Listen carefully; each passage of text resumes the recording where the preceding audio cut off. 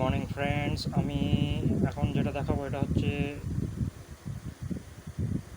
Dictionaries in Python.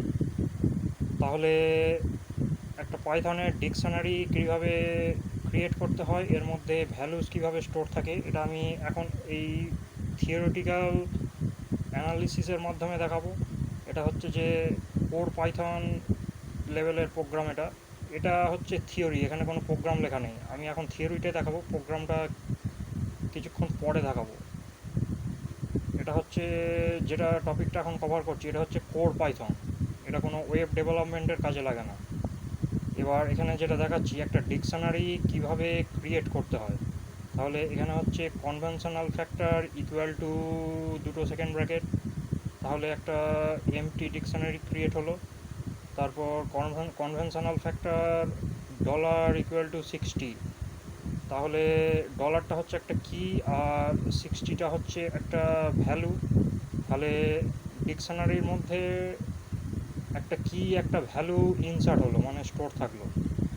তাহলে conventional factor euro equal to 80, এটা আর একটা কি ভ্যালু পেয়ার স্টোর হলো এই কনভেনশনাল ফ্যাক্টর ডিকশনারির মধ্যে। তাহলে কনভেনশনাল ফ্যাক্টর ডলার 60 আর এখানে হচ্ছে ইউরো 80, এটা কনভেনশনাল ফ্যাক্টর দিয়ে এন্টার দিলে এই ভ্যালুটা প্রিন্ট হবে। কি ভ্যালু পেয়ার, দুটো কি ভ্যালু পেয়ার এখানে প্রিন্ট হবে। তারপর হচ্ছে এটাকে আরেক রকমভাবে প্রিন্ট করা যাবে, প্রিন্ট কনভেনশনাল ফ্যাক্টর। এটা স্টেটমেন্টটা দিয়ে আমি যদি এন্টার দিই তাহলেও এটা প্রিন্ট হবে। এবার আমি যদি শুধু এই কিটাকে প্রিন্ট করতে চাই, কনভেনশনাল ফ্যাক্টর ইউরো, তাহলে কনভেনশনাল ফ্যাক্টর ইউরো দিয়ে আমি যদি এন্টার দিই তাহলে 80টা প্রিন্ট হবে। 80 হচ্ছে ইউরোর ভ্যালু, এটা প্রিন্ট হলো। এবার কনভেনশনাল ফ্যাক্টর ডট কিজ, এইটা আমি যদি এই স্টেটমেন্টটা যদি কোডিংয়ে দিয়ে তারপর এন্টার দিই তাহলে শুধু কিজগুলো প্রিন্ট হবে, ডলার ইউরো। এটা হচ্ছে দুটো কিজ এখানে আছে, এই দুটো ভ্যালু শুধু প্রিন্ট হবে। কিয়ের সাথে যে যুক্ত ভ্যালুগুলো এগুলো প্রিন্ট হবে না। কনভেনশনাল ফ্যাক্টর ডট কিজ, তাহলে ডিকশনারি কিজ দিয়ে এটা প্রিন্ট হবে, দিয়ে ব্র্যাকেটের মধ্যে ডলার আর ইউরো এই দুটো প্রিন্ট হবে কনভেনশনাল ফ্যাক্টরের মধ্যে।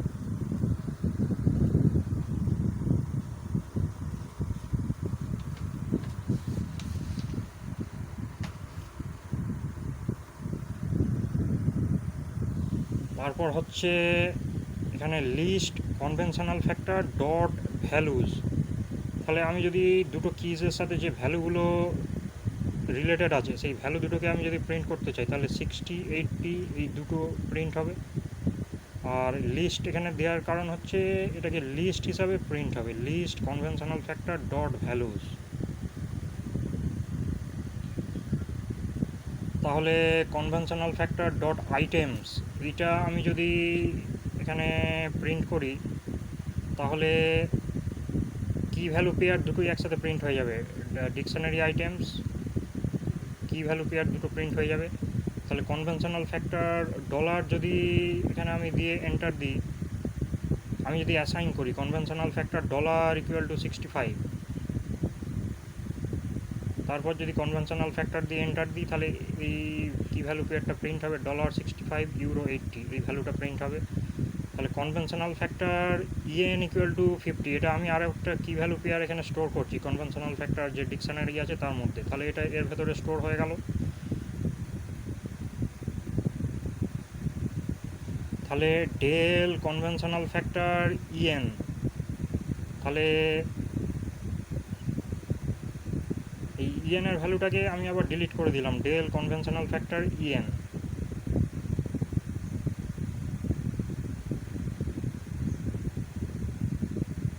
এবার আমি এখানে আরেকটা ভেরিয়েবলে 30 ভ্যালুটাকে অ্যাসাইন করছি, ই ইকুয়াল টু 30।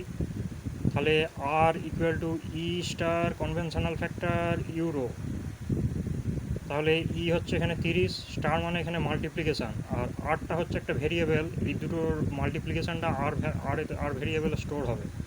তাহলে কনভেনশনাল ফ্যাক্টর ইউরো, ইউরোর ভ্যালু হচ্ছে 80, তাহলে 30 ইন্টু 80 2400 2400, এই ভ্যালুটা এখানে আর এতে স্টোর হয়ে যাবে। এটা হচ্ছে একটা arithmetic operation, dictionary arithmetic operation, এই দুটোর মাল্টিপ্লিকেশান। আর এটা হচ্ছে ডিকশনারি কীভাবে ডিলিট করতে হয়, এটা একটা ডেল ফাংশান ইউজ করে ডিলিট করতে হয়।